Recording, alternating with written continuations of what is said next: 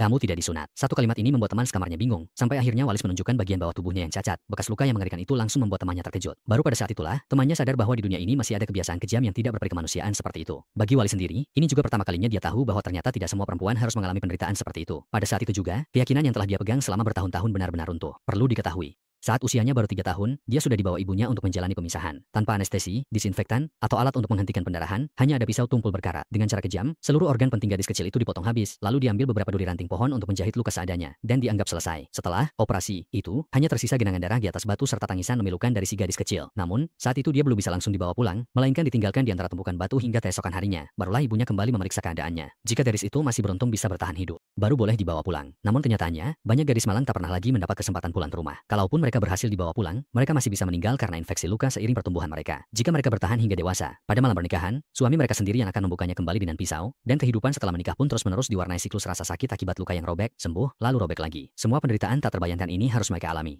semata-mata demi menjaga apa yang disebut sebagai kesucian menurut para pria. Dua saudari Walis kehilangan nyawa mereka karena hal ini. Meskipun Walis berhasil selamat, mutilasi genital itu membuatnya menderita sejak kecil hingga dewasa. Bukan hanya buang air kecil yang memakan waktu sangat lama, saat menstruasi pun rasa sakitnya tak tertahankan, karena bagian intim yang dijahit hanya menyisakan lubang kecil sebesar kepala korek api. Setelah mengetahui hal ini, Marilyn segera membawanya ke rumah sakit untuk diperiksa. Karena belum pernah ditangani oleh dokter laki-laki sebelumnya. Walis berbaring kaku di atas ranjang pemeriksaan, wajahnya penuh dengan rasa sakit dan malu.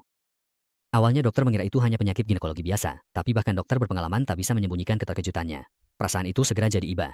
Dokter itu hanya bisa berkata lembut padanya, hal-hal yang sudah diambil darimu, aku tidak bisa mengembalikannya, tapi setidaknya aku tidak akan membiarkanmu merasakan sakit lagi. Walau Waris orang Somalia, sekarang dia sudah mengerti bahasa Inggris. Namun, saat berhadapan dengan dokter, dia tetap tidak berani bicara, jadi dokter kira dia tidak mengerti. Akhirnya, dokter memanggil rekan kerja asal Somalia untuk jadi penerjemah, tapi rekan pria ini kolot dan diuntungkan tradisi lama. Padahal dokter bilang akan membantu operasi, memuji keberaniannya, dan menghiburnya atas penderitaan yang dialaminya, tapi yang diterjemahkan justru, kamu membiarkan pria lain melihat bagian bawah tubuhmu saja sudah merupakan perbuatan tak tahu malu. Jika dibiarkan lagi, melakukan operasi itu sama saja dengan tidak menghormati leluhur. Kata-kata petugas itu seperti pisau tajam, seketika membuat Waris merasa terhina. Dengan putus asa, ia berjalan di jalanan dingin, dan saat melewati etalase toko, sekelompok wanita berkain hitam menarik perhatiannya. Mereka, sama seperti dirinya, hidupnya dirampasaknya oleh tekanan moral tak kasat mata. Ini mengingatkannya pada pengalaman kejam. Saat menstruasi pertamanya di usia 12 tahun, ia merasakan sakit yang tak tertahankan. Ibunya justru mengatakan bahwa itu adalah hal yang baik, karena itu menandakan bahwa kamu sudah menjadi seorang wanita. Namun keesokan harinya, ayahnya menjualnya kepada seorang pria tua berusia 60 tahun dengan harga 5 ekor unta kurus untuk dijadikan istri keempatnya. Waris tidak mau begitu saja menyerah pada nasib, jadi pada dini hari, saat orang tuanya tertidur lelap, ia melarikan diri hanya dengan membawa selimut kucing.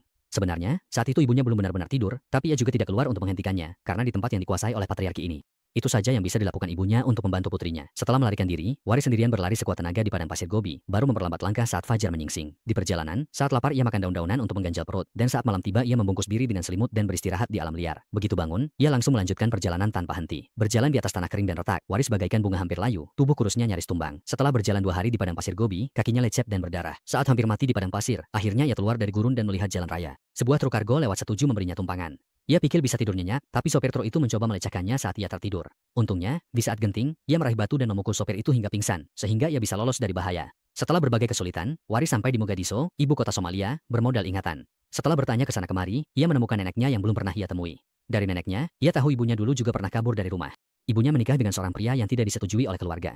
Meskipun aku tidak tahu apakah sekarang dia bahagia atau tidak, aku yakin semua penderitaan yang dialami pasti demi menemukan sesuatu yang berharga.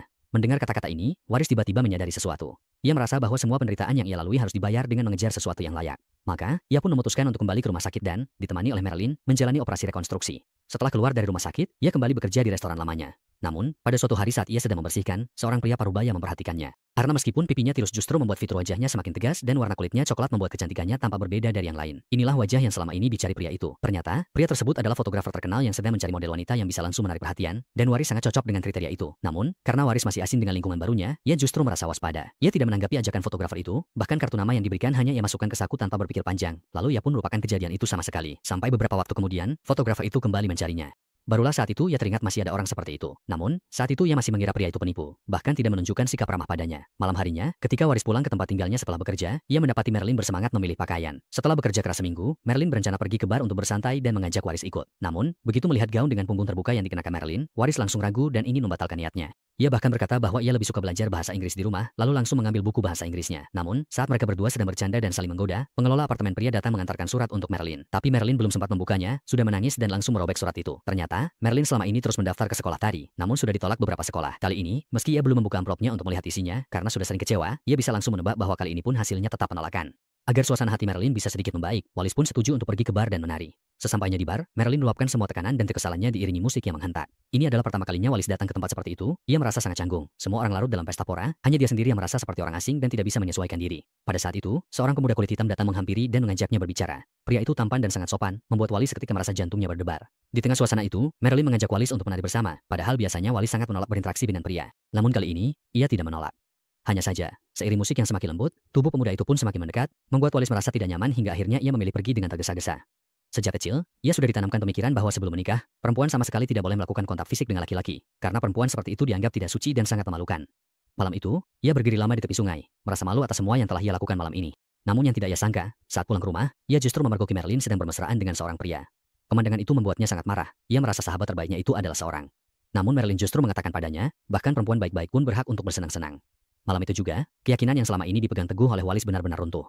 Semakin dalam mereka mengobrol, ia baru menyadari bahwa sunat kejam yang ia alami sejak kecil hanyalah sebuah tradisi kejam yang tidak berperi kemanusiaan. Perempuan normal sama sekali tidak perlu mengalami penderitaan seperti itu. Malam itu juga, ia memutuskan untuk benar-benar menjalani hidupnya sendiri. Keesokan harinya, Marilyn memberinya kartu nama si pemuda dan memberitahu bahwa pemuda itu sudah kembali ke New York. Jadi jika ia ingin mencarinya, kapan saja bisa. Namun Wallace masih agak ragu karena menurutnya mereka berdua sama sekali bukan tipe orang yang sama. Saat ia memasukkan kartu nama itu ke dalam saku, ia tiba-tiba teringat pada kartu nama sang fotografer. Marilyn yang melihatnya langsung terkejut karena itu adalah kartu nama Donaldson, fotografer fashion terkenal yang menjadi fotografer langganan Putri Biana. Jika kamu bisa bekerja sama dengannya dan menjadi model, kamu pasti bisa menghasilkan banyak sekali uang. Kalau dulu, Wallace pasti akan berpikir bahwa perempuan tidak seharusnya tampil di depan umum untuk bekerja, apalagi berdiri di depan kamera dengan pakaian terbuka. Namun setelah mengetahui kebenaran dalam lagu itu, ia memutuskan untuk tidak lagi terbelenggu oleh masa lalu, melainkan berjuang demi kehidupan yang lebih baik. Maka keesokan harinya, ia pun dengan inisiatif sendiri menemui Donaldson, dan sejak saat itu, hidupnya akan mengalami perubahan besar-besaran. Setelah beberapa foto diambil secara langsung, manajer perempuan dari agensi juga menyadari nilai yang dimiliki Wallace.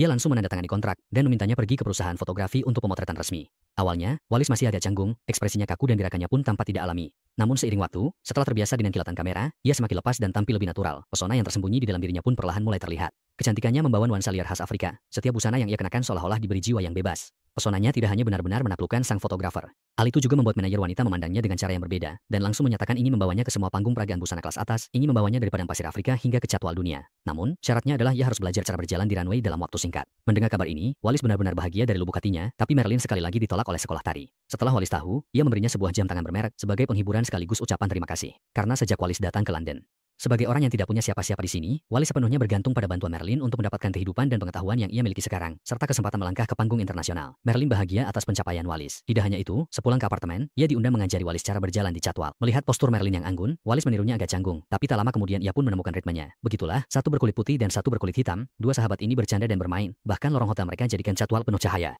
Dengan percaya diri dan anggun, mereka menampilkan keindahan dan pesona wanita. Namun, saat semuanya berjalan lancar, tiba-tiba muncul masalah. Paspor Wallace sudah kedaluarsa 6 tahun, sehingga ia tidak bisa pergi ke luar negeri untuk peragaan busana, dan sangat mungkin akan dideportasi ke Somalia. Saat manajer agensi model panik, pemilik apartemen di samping berkata, "Saya punya cara, hanya dengan 3.000 saya bisa urus paspor sementara." Meski manajer merasa harga itu sangat mahal.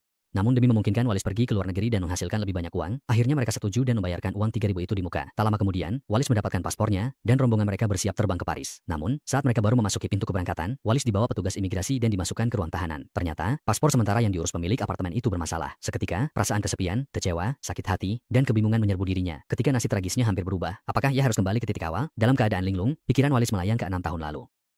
Saat itu, meski dia sudah menemukan neneknya pun tak bisa melindunginya lama, karena ayahnya pasti segera datang mengejar dan menyakitinya lagi. Untungnya, Tante Waris adalah istri duta besar Somalia untuk London, dan mereka memang butuh pembantu. Maka nenek membiarkan Waris ikut ke London bersama mereka. Sebelum berangkat, neneknya dengan makna berkata, "Sesampainya di sana, pasti ada orang yang ingin mengubahmu, tapi kamu harus ingat asal-usulmu, jangan pernah lupakan tanah airmu." Lama kemudian, Waris menaiki pesawat menuju London. Meskipun tempat ini telah memberinya banyak penderitaan, saat berpisah, ia tetap menahan air mata dan merasa berat untuk pergi. Bagaimanapun juga, seburuk apapun, inilah tanah kelahirannya yang membesarkannya. Seiring cahaya terang membelah langit, Waris tiba di London dari Somalia. Namun, setibanya di sana, hidupnya tetap berat karena tantenya yang tidak memiliki ikatan darah memperlakukannya dengan buruk. Setiap hari, dari pagi hingga malam, ia harus mengerjakan banyak pekerjaan rumah tangga tanpa gaji, hanya bisa makan sisa makanan dan tinggal di ruang bawah tanah. Namun, dengan kehidupan seperti ini, Waris sudah merasa cukup puas. Tanpa terasa, 6 tahun pun berlalu. Saat itu, Waris sudah dewasa, anggun dan menawan. Namun sebelum ia sempat berbahagia atas kedewasaannya, terjadi perang saudara di kampung halamannya, Somalia. Pemerintahan lama digantikan kekuatan bersenjata baru, dan semua staf kedutaan dipanggil pulang. Tapi Waris tidak ingin kembali ke Somalia, jadi ia membawa dokumen identitasnya dan memanfaatkan situasi kacau untuk melarikan diri dari kedutaan. Andai saja saat itu ia memahami kebijakan yang berlaku, ia bisa mendapat perlindungan sebagai pengungsi politik, bahkan paspornya bisa diperpanjang. Namun sejak tiba di Inggris, ia belum pernah keluar dari ruang bawah tanah.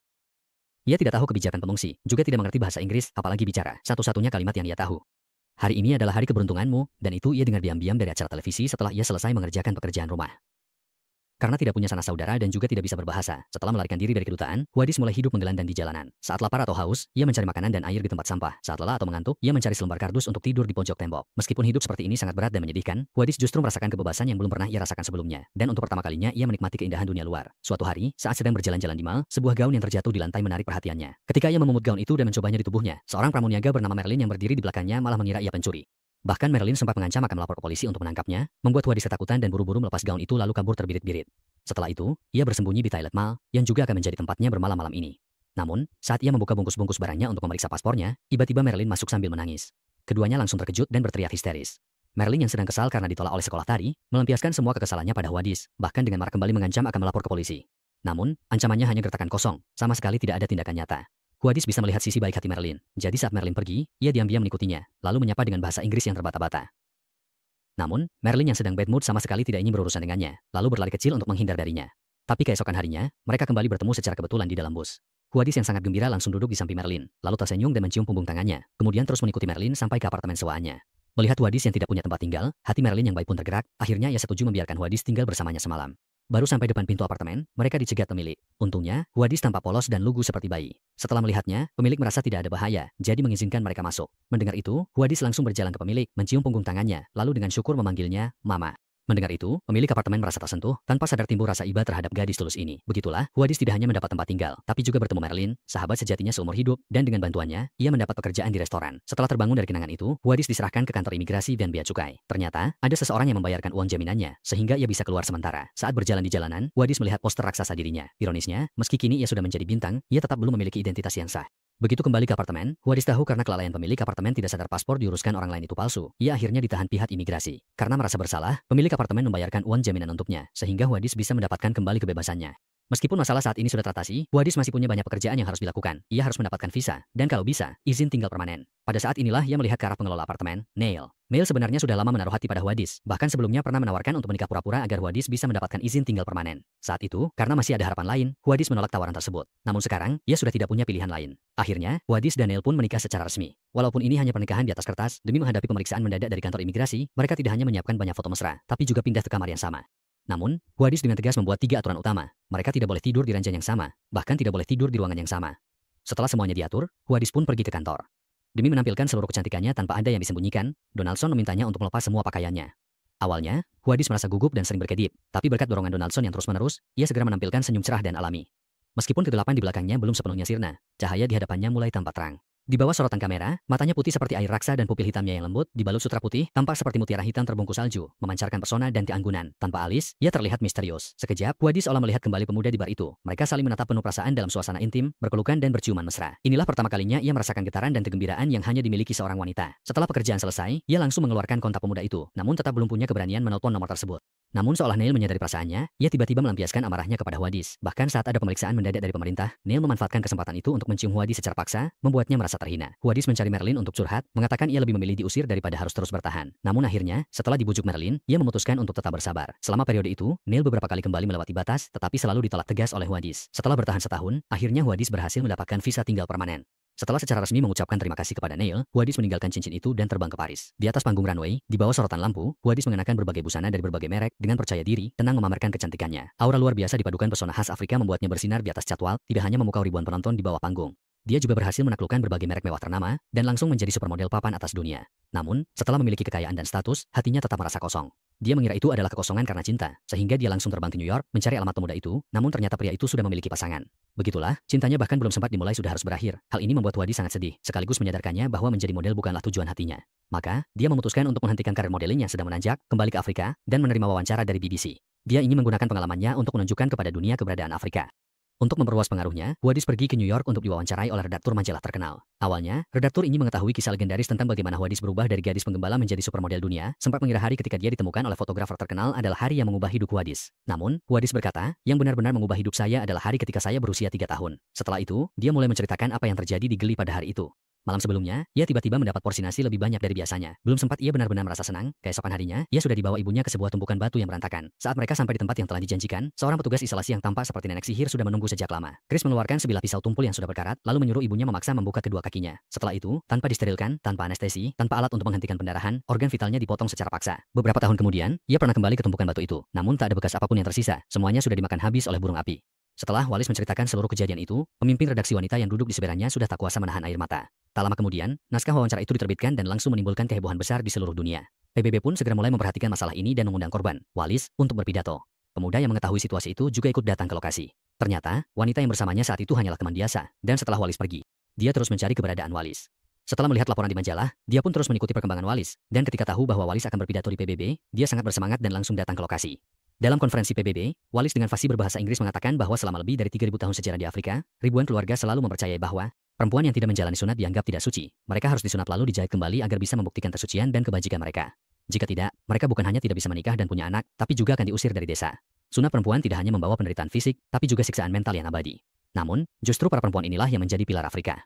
Jika kebiasaan kejam yang tidak berperikemanusiaan ini dihapuskan, saya yakin Afrika pasti akan menjadi lebih beradab dan kuat, karena apa yang terjadi pada segelintir orang juga akan berdampak pada kita semua. Waktu kecil, aku selalu tidak ingin menjadi perempuan, karena aku merasa jadi perempuan itu terlalu menyakitkan. Tapi sekarang aku merasa terhormat menjadi seorang perempuan, karena pengalaman pahit di masa lalu itulah yang memberiku motivasi dan keberanian untuk mengubah keadaan. Waris adalah wanita pertama dalam sejarah yang secara terbuka membicarakan dan menentang tradisi sunat perempuan. Pada tahun 1997, Sekretaris Jenderal PBB Kofi Annan menunjuknya sebagai duta khusus PBB untuk memerangi kekejaman mengerikan ini. Sejak saat itu, tradisi kejam yang tidak berperikemanusiaan ini telah resmi dilarang di banyak negara. Namun, hingga film ini selesai diproduksi, setiap hari masih ada lebih dari 6.000 anak perempuan yang mengalami penderitaan ini. Namun, selama masih ada satu gadis saja yang harus menanggung siksaan seperti ini, Waris dan para pengikutnya tidak akan pernah berhenti berjuang. Semoga para gadis itu segera terbebas dari penderitaan, dan semoga bunga guru mekar semakin indah dan gemilang. Itulah tadi alur cerita film Desert Flower. Terima kasih sudah nonton video ini sampai habis. Jangan lupa untuk like, share, dan subscribe channel Short Film untuk pembahasan film lainnya. Jika kalian ingin request pembahasan film silakan komen di bawah. Sampai jumpa di video selanjutnya, dan semoga harimu menyenangkan. Jangan lupa ikuti Facebook dan Instagram kita.